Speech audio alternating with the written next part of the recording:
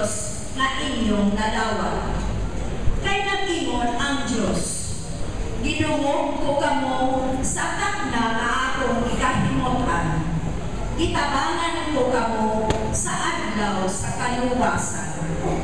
Mao kini ang takna sa pagdawat sa kaluoy sa Diyos.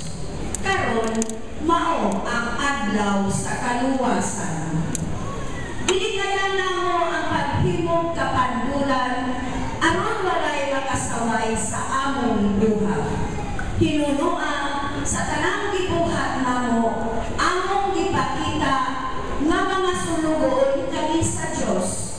Pinaagi sa mapainumong pag-antos sa mga kasamo, sa mga kakulian o sa mga kalisdanan.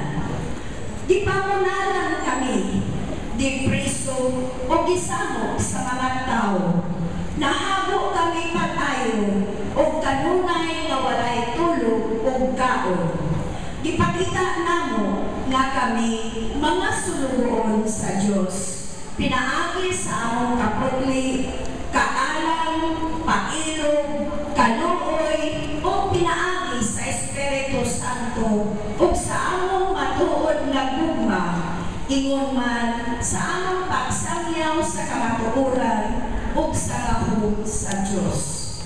Aniya kanamo ang pagkamatarong, ingon na among hinagiban sa pag-astang o pagpanalipod sa among kaugalingon. Ipasidunggan o ipakaulawan kami, gitamay o giday kami, giisip kami ng mga bakakon, bisan nagsulti kami sa matuod.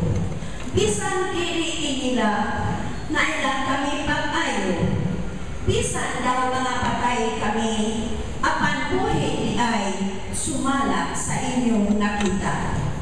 Bisan may kastigo, wala kami mamatay. Bisan may karuol, malipayon ihapon kami.